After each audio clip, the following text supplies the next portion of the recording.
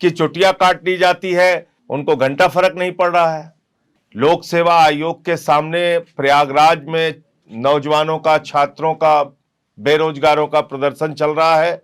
जिस तरह से उत्तर प्रदेश में एक के बाद दूसरा पेपर लीक हो जाता है, या हाई कोर्ट से स्टे हो जाता है, या सुप्रीम कोर्ट से स्टे हो जाता है, या हाई कोर्ट से कोई छात्रों के हक में फैसला आता है तो सरकार सुप्रीम कोर्ट चली जाती है।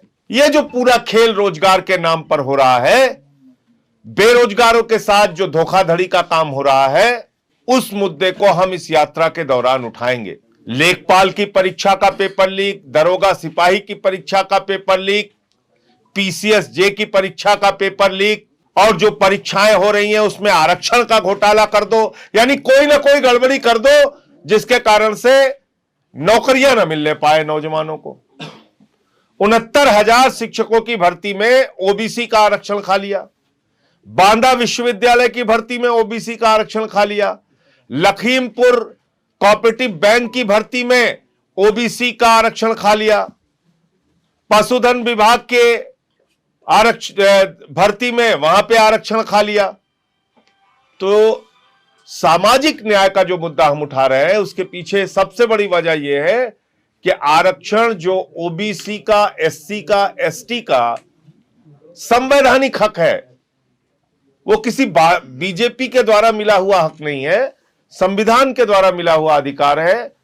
उसमें भी गड़बड़ी और घोटाला उत्तर प्रदेश के अंदर हो रहा है। और साथ ही साथ कभी हम देखते हैं पासी समाज के बुजुर्ग को पेशाब चटवाई जाती है, कभी हम देखते हैं कथावाचक की चुटिया काट ली जाती है, कभी हम लोग देखते हैं कि एक सीआरपीएफ के जवान को घोड़ी पे नहीं चढ़ने दिया जाता। ये तमाम सामाजिक भेदभाव की घटनाएं उत्तर प्रदेश में हो रही हैं। तो ये सारे मुद्दे भी हम लोग इस यात्रा के दौरान उठाएंगे। एक इनके मंत्री हैं, 20 लोग मर गए गंदा पानी पीने से, उनको शर्म नहीं आती। नगर विकास के मंत्री हैं कैलाश विजयवर्गीय जी, इंदौर में, उनको घंटा फर्क नहीं पड़ रहा है। उनको जो है वो कह रहे हैं ये सवाल फोकट का सवाल है।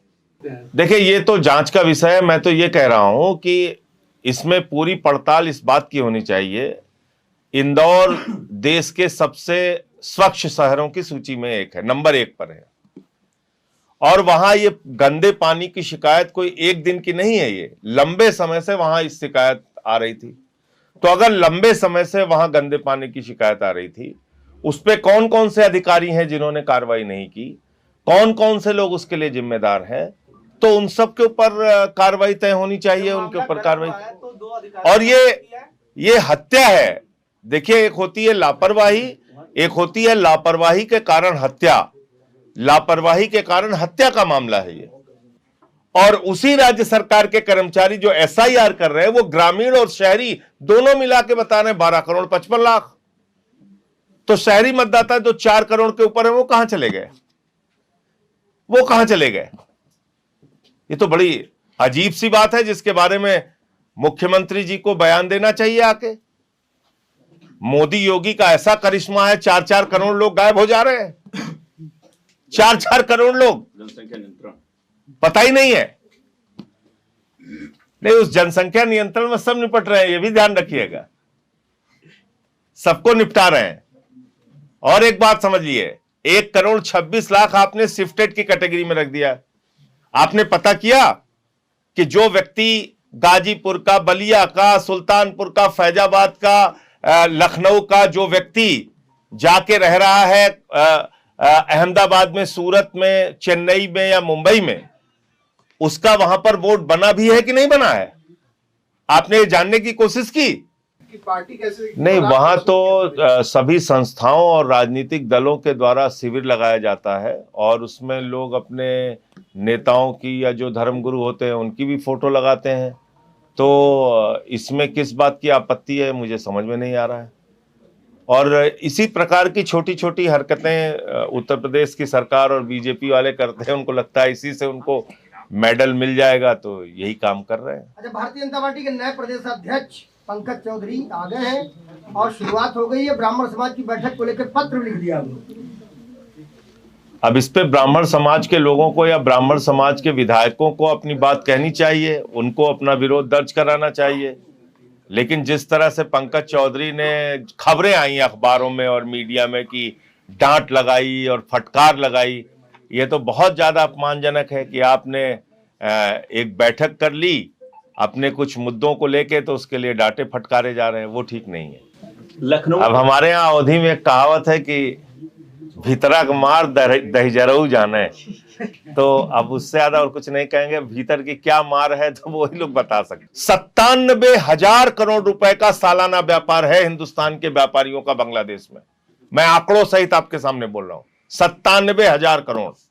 और ये जो मुस्तफिजुर रहमान है, ये गांगोली की टीम से भी खेल चुका है, हैदराबाद की टीम से खेल चुका है, राजस्थान रॉयल्स से खेल चुका है, चेन्नई सुपर किंग्स से खेल चुका है, दिल्ली की टीम से, सब टीम से खेल चुका है। ये पाकिस्तान के खिलाड़ियों पर बीसीसीआई ने रोक लगा रखी है, आईपीएल में वो नहीं आ सकते। बांग्लादेश पे क्यों नहीं लगाई थी? अच्छा, एक चीज और बताइए, 55% शेयर इसमें शाहरुख खान का है और 45% शेयर इसमें जूही चावला और उनके पतिदेव का है। तो कल से और परसों से जूही चावला और उनके पतिदेव का नाम क्यों नहीं लिया गया? तो आप इस देश की जनता को कब तक बेवकूफ बनाते रहेंगे? अडानी पे नहीं बोलेंगे, शेख हसीना पे नहीं बोलेंगे, पाकिस्तान के साथ क्रिकेट खेला गया उस पे नहीं बोलेंगे, इंडिया की टीम अभी जाएगी और बांग्लादेश की टीम आएगी उस पर कुछ नहीं बोल रहे हैं। तो सरकार सामने नहीं आती। प्रधानमंत्री जी को वहां हो रही हिंदुओं के साथ बर्बरता, दरिंदगी और हैवानियत के मामले में हस्तक्षेप करना चाहिए, अपना विरोध दर्ज कराना चाहिए। जो यूनुस वहां के सरकार के अगुआ हैं उनसे बात करनी चाहिए, सख्त लहजे में बात करनी चाहिए। प्रधानमंत्री जी तो सबको कहते थे लाल पीली नीली आंख दिखाओ, अब एको तरह की आंख नहीं दिखा पा रहे हैं। सफेदी आंख दिखा दीजिए आप उनको, कुछ तो करिए।